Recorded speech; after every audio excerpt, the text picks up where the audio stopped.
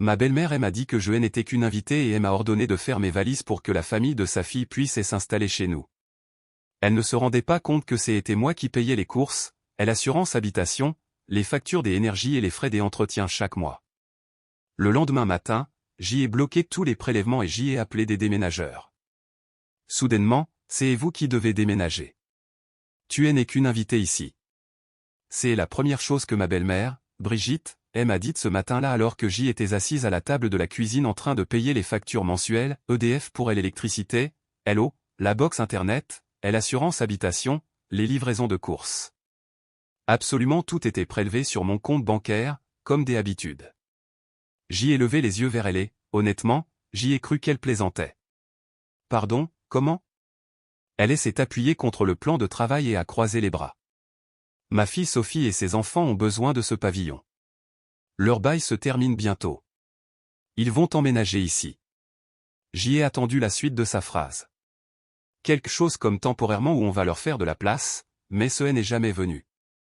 Et où pensez-vous exactement que je vais aller? Ai-je demandé. Elle a haussé les épaules. Tu peux te trouver un appartement. De toute façon, tu ne fais que loger ici. Juste loger ici. J'y ai lentement tourné mon ordinateur portable pour que l'écran soit de nouveau face à moi et j'y ai terminé de valider le paiement des EDF. Ensuite, j'y ai regardé mon mari, Thomas, qui se tenait près du réfrigérateur, feignant d'être très absorbé par son téléphone portable. Thomas, ai-je dit, ta mère vient de me dire de quitter notre maison. Il a changé des appuis sur ses pieds mais elle n'a pas croisé mon regard. Sophie a vraiment besoin d'aide en ce moment. J'y ai attendu. Rien d'autre n'est sorti de sa bouche. Donc, ta solution, c'est de me mettre à la porte. Ce n'est pas ça. Brigitte s'est empressée d'intervenir à nouveau dans la conversation. Cette maison appartient à notre famille. Sophie en a plus besoin que toi. Tu n'es qu'une invitée ici. Une invitée? Je l'ai dévisagée pendant une seconde, essayant de comprendre comment elle pouvait affirmer cela avec un tel aplomb. Puis j'y ai posé la question qui aurait dû mettre fin à toute la discussion. Qui pensez-vous qui paie pour cette maison? Elle a répondu du tac au tac. Mon fils, évidemment, il l'a acheté bien avant que tu n'arrives. Thomas est resté silencieux. Il ne l'a pas corrigé. Il n'a pas prononcé un seul mot. Cela m'a dit tout ce que j'y avais besoin de savoir. Brigitte a souri comme si la décision avait déjà été actée. Tu as 2 semaines.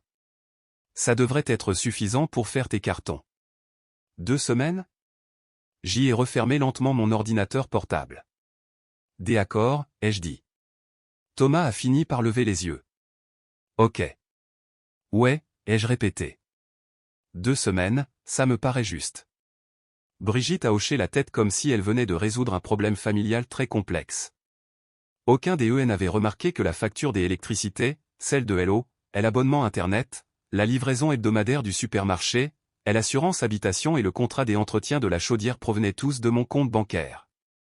Et aucun des n'avait remarqué que je venais tout juste de les résilier un par un. Car le lendemain matin, j'y ai passé quelques appels supplémentaires. Un à ma banque, un à une entreprise de déménagement, et un à mon avocat. C'est à ce moment-là que les choses dans cette maison ont commencé à s'effondrer bien plus vite que quiconque ne l'aurait imaginé. Le matin suivant, je me suis réveillé plus tôt que tout le monde. La maison était silencieuse. Thomas et sa mère dormaient encore. Je me suis assise à la table de la cuisine avec une tasse de café et j'y ai ouvert mon ordinateur. La première chose que j'y ai faite a été de me connecter à mon espace bancaire. J'y ai révoqué le prélèvement automatique des EDF, puis la facture des eaux, puis l'abonnement Internet, puis l'assurance habitation, puis l'abonnement à la livraison de courses, puis j'y ai appelé la société qui gérait l'entretien de la maison. Bonjour, c'est Camille. J'y ai besoin de suspendre tous les services à partir d'aujourd'hui. Ils ont confirmé la demande en 1 minute. Après cela, j'y ai appelé les déménageurs. Demain matin, tôt, leur ai-je dit. La femme au téléphone m'a demandé la taille de la maison. Un pavillon avec 3 chambres. Elle a répondu qu'ils enverraient une équipe complète. Quand j'y ai eu terminé, j'y ai fermé l'ordinateur et je suis resté assise là un instant. La cuisine m'a soudain paru différente. Les placards que j'y avais financés. L'électroménager que j'y avais choisi. La table que J avait achetée quand Thomas et moi avions emménagé. Au moment où Brigitte est entrée dans la cuisine, J était déjà habillée pour aller travailler. Elle a ouvert le frigo et a froncé les sourcils. Il n'y a presque plus rien à manger. C'est bizarre, ai-je dit. Elle n'a pas répondu. Thomas est arrivé quelques minutes plus tard. Salut, a-t-il dit. J'y ai attrapé mon sac à main. Salut. Avant que je ne sorte, Brigitte m'a arrêté près de la porte des entrées. Tu devrais commencer à faire tes cartons aujourd'hui, a-t-elle dit. Sophie regarde déjà les écoles dans le quartier pour l'inscription des petits. J'y ai hoché la tête. Bonne idée. Je suis allé au travail comme si de rien n'était. Vers midi, mon téléphone a commencé à vibrer. Je l'ai ignoré. 2 minutes plus tard, il a sonné à nouveau. Puis encore. Finalement, j'y ai décroché. Camille, a-t-il dit, as-tu oublié de payer la facture des électricités? Non. Eh bien, ils viennent d'envoyer un message disant que le prélèvement automatique a été supprimé. Ouais. Silence. Pourquoi ferais-tu une chose pareille? Je me suis adossé à ma chaise de bureau. Tu as dit que je n'étais qu'une invitée, n'est-ce pas? Ce n'est pas ce qu'on voulait dire. C'est exactement ce que ta mère voulait dire. Une autre pause. Internet est aussi coupé, a-t-il ajouté. Vraiment, Camille? Ce n'est pas drôle. Je ne plaisante pas. Sa voix a changé. Alors, que est-ce que tu essaies de faire? Rien, ai-je dit.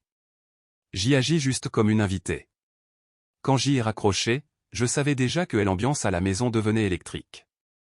Mais la vraie surprise n'allait avoir lieu que le lendemain matin. Parce que à 8h tapantes, un camion de déménagement était censé arriver, et ni Thomas ni sa mère n'avaient la moindre idée de la raison pour laquelle les déménageurs venaient réellement. À 8h pile le lendemain matin, un gros camion de déménagement s'est garé devant la maison. J'y étais déjà dehors à attendre. 3 déménageurs en sont descendus et ont commencé à décharger des diables et des cartons. L'un des eux s'est approché avec un porte-bloc. Vous êtes bien Camille? Oui, on est prêt quand vous l'êtes. J'y ai hoché la tête et ouvert la porte des entrées. À l'intérieur, Brigitte était dans la cuisine, au téléphone. Thomas était assis sur le canapé, à moitié réveillé. Tous deux ont eu l'air confus quand les déménageurs sont entrés derrière moi. Que est-ce qui se passe? A demandé Thomas. On fait les cartons, ai-je répondu. Brigitte a mis fin à son appel et s'est avancée dans le salon. Que est-ce que c'est que ça? L'entreprise de déménagement. Son visage s'est crispé. Tu déménages déjà? Bien. C'est plus rapide que ce que je pensais. Je n'ai pas répondu.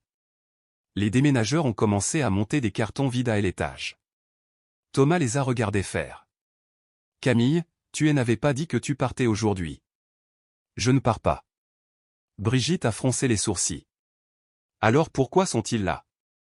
J'y ai pris le dossier que j'y avais apporté avec moi et je l'ai posé sur la table. Parce que vous partez. Elle avait l'air perdue. Tu viens juste de dire que tu ne partais pas. Je ne déménage pas. J'y ai dit que c'est vous qui partez. Le silence est tombé dans la pièce. Thomas m'a fixé comme s'il ne comprenait pas la phrase. Brigitte a eu un petit rire sec. Ne sois pas ridicule. J'y ai ouvert le dossier et j'y ai fait glisser un document sur la table. L'acte notarié de propriété. Thomas l'a pris en premier. Il a lu les premières lignes et son expression a changé immédiatement. Puis il a regardé le nom indiqué dans la case du propriétaire. Le mien, uniquement le mien. Brigitte lui a arraché le papier des mains. C'est impossible. Ça ai-je dit. Thomas m'a regardé. Tu m'avais dit que la maison était à nos deux noms. Non, ai-je répondu. Tu as présumé cela. Des années plus tôt, j'y avais acheté ce pavillon avec l'argent de la revente de ma start-up. Thomas avait un bon dossier bancaire, mais aucun apport personnel à l'époque. Nous avions convenu que la maison resterait à mon nom jusqu'à ce que nous régularisions les choses plus tard. Ce plus tard n'était jamais arrivé. Brigitte a feuilleté les papiers à toute vitesse. Ça ne change rien, a-t-elle dit. Ça change tout. J'y ai sorti un autre document du dossier. Une sommation par huissier de quitter les lieux. Thomas a cligné des yeux. Une expulsion? Tu m'as dit que j'y avais 2 semaines pour quitter ma maison. J'y ai répondu, j'y ai donc demandé à mon avocat de préparer ça hier. Le visage de Brigitte est devenu rouge. Tu ne peux pas faire ça à ta famille. Vous l'avez déjà fait. Derrière nous, les déménageurs sont redescendus. Par où voulez-vous qu'on commence? A demandé l'un d'eux. J'y ai pointé le couloir du doigt. La chambre des amis en premier. Brigitte m'a fusillé du regard. Tu nous mets à la porte. Oui. Thomas a enfin pris la parole. Camille, on peut en discuter. On l'a déjà fait hier. Mais Sophie compte sur cet endroit. On dirait bien que c'est votre problème. Brigitte a claqué les papiers sur la table. Tu es en train de détruire cette famille. Je les regarder un instant. Non, ai-je dit. C'est vous qui avez fait ça hier quand vous m'avez dit que je n'étais qu'une invitée. Les déménageurs ont commencé à transporter des meubles vers la porte. Et c'est là que Thomas a dit quelque chose qui a rendu la situation encore pire que ce que j'y imaginais. Alors que les déménageurs sortaient les cartons de la chambre des amis, Thomas s'est enfin levé. C'est de la folie, a-t-il dit. Tu jettes ma famille à la rue pour un malentendu. Je les regarder. Un malentendu? Oui.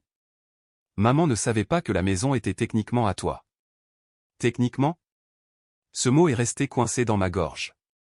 Brigitte faisait les 100 pas dans le salon pendant que les déménageurs passaient à côté d'elle avec des lampes et des boîtes. Tu nous humilies, a-t-elle dit. Non, ai-je répondu. Vous vous êtes humilié tout seul. Thomas s'est passé les mains dans les cheveux. Camille, arrête les déménageurs et on va régler ça. J'y ai secoué la tête. On a déjà réglé ça hier quand tu as laissé ta mère me dire de dégager. Ce n'est pas ce que je voulais dire. Alors que voulais-tu dire? Il n'a pas répondu tout de suite. Brigitte l'a fait. Tu te comportes comme une enfant gâtée. Ma fille a besoin de cette maison. Tu as de l'argent. Tu peux aller n'importe où. Cette phrase m'a littéralement fait rire. Vous ne comprenez toujours pas la situation. Elle a croisé les bras. Oh, je comprends parfaitement. Non, ai-je dit, vous ne comprenez vraiment pas. J'y ai pris mon téléphone et j'y ai ouvert l'application de ma banque. Puis j'y ai tourné l'écran vers Thomas. Reconnais-tu l'une de ces opérations? Il s'est penché. Charges mensuelles, remboursement du prêt immobilier, électricité, eau, internet, frais d'entretien. Absolument tous les prélèvements sont sur mon compte. Mois après mois, année après année. Son visage s'est décomposé lentement. Tu as payé tout ça? Absolument tout. Brigitte s'est approchée. Mon fils travaille aussi. Votre fils paie son crédit auto et son forfait téléphonique, ai-je précisé. Thomas n'a pas contredit cela. Les déménageurs sont repassés avec elle une des valises de Brigitte. Il les a regardés avec une panique grandissante. Tu ne peux pas nous jeter dehors aujourd'hui, a-t-elle lancé. Sophie et les enfants arrivent ce week-end. Ce n'est pas mon problème. Thomas m'a regardé à nouveau. Alors, que est-ce qui se passe maintenant? Vous partez. Et si on ne le fait pas? J'y ai fait glisser un autre document sur la table. Mon avocat a déjà déposé le dossier ce matin. Thomas a lu la première ligne. Ses yeux se sont écarquillés. Une requête en divorce. Oui. Brigitte m'a dévisagé. Tu divorces pour ça? Non, ai-je répondu. Je divorce parce qu'il est resté planté là pendant que vous me disiez que j'y étais une invitée dans ma propre maison. Thomas avait l'air sous le choc. Tu es sérieuse? Complètement. Les déménageurs ont rouvert la porte des entrées et ont commencé à charger le camion. Brigitte a attrapé le bras de Thomas. Dis-lui d'arrêter ça. Il a regardé la maison, les papiers sur la table et le camion dehors. Pour la première fois depuis le début de cette histoire, il a semblé réaliser quelque chose. Sans moi pour tout payer, aucun d'entre eux n'avait la moindre idée de la façon dont ils allaient vivre ici. Et Sophie et ses enfants prévoyaient toujours d'arriver dans 2 jours. C'est alors que Thomas a posé doucement la question qu'il aurait dû poser il y a des années. Camille, quelle part de notre vie a réellement été payée par toi? Thomas tenait toujours mon téléphone, fixant la liste des paiements. Camille, quelle part de notre vie a réellement été payée par toi? L'intégralité, ai-je dit. Il a levé les yeux lentement. Comment ça, est l'intégralité? J'y ai repris le téléphone et fait défiler l'écran un peu plus bas. Le crédit immobilier, les charges, les factures des énergies, les courses, les réparations, la réfection de la toiture et l'année dernière, la rénovation de la cuisine, ta mutuelle santé quand tu as changé des employeurs. Brigitte a secoué la tête. C'est impossible. Je les regarder. Vous ne vous êtes jamais demandé pourquoi Thomas était toujours si détendu avec l'argent? Thomas s'est assis sur le canapé comme si l'atmosphère de la pièce s'était soudainement alourdie. Je croyais qu'on faisait moitié-moitié, a-t-il murmuré. On était censé le faire, ai-je dit.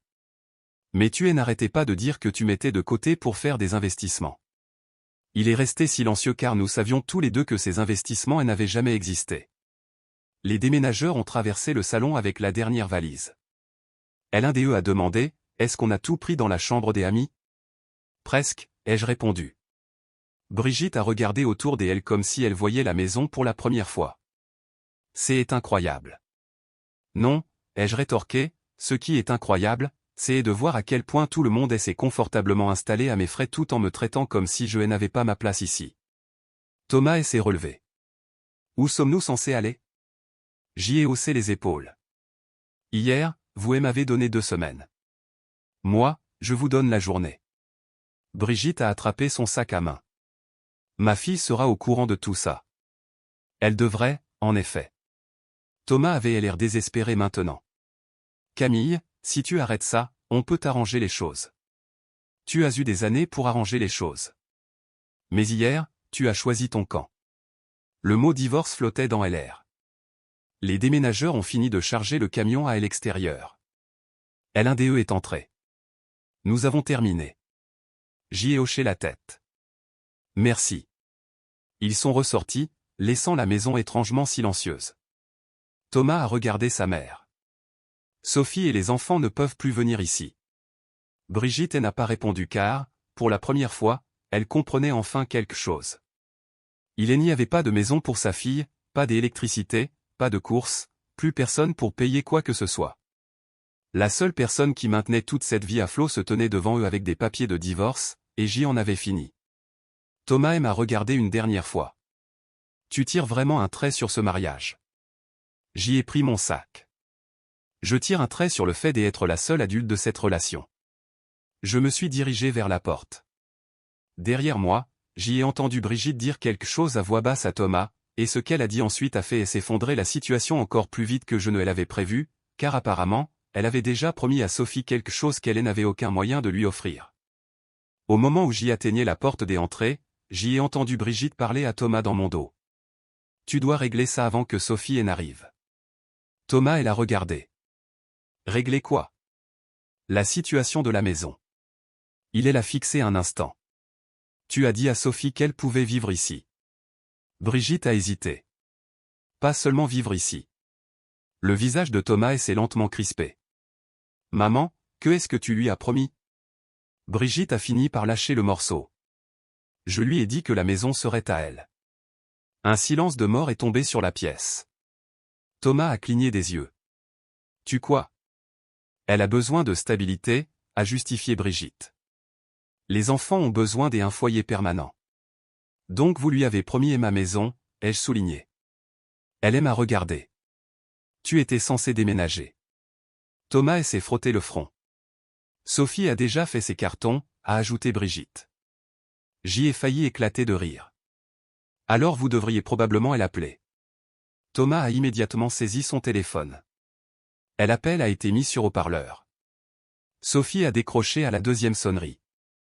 On est déjà sur l'autoroute, a-t-elle dit joyeusement. Les enfants ont hâte de voir leur nouvelle chambre.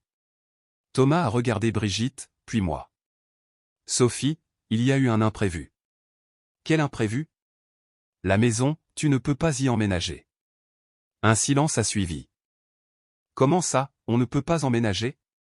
Brigitte a essayé d'attraper le téléphone, mais Thomas l'a éloigné. Maman a fait une promesse qu'elle ne pouvait pas tenir. La voix de Sophie a changé. J'y ai donné le préavis de mon appartement. Je me suis adossé au mur et j'y ai regardé toute la scène se dérouler. Thomas a dit doucement, la maison appartient à Camille. Une autre longue pause au bout du fil. Tu plaisantes. Non. Sophie a raccroché. Brigitte fulminait. Tu as fait honte à ta propre famille, m'a-t-elle craché. Non, ai-je répondu, vous avez joué au casino avec quelque chose qui ne vous appartenait pas. Thomas s'est rassis. Pour la première fois, il avait l'air complètement perdu.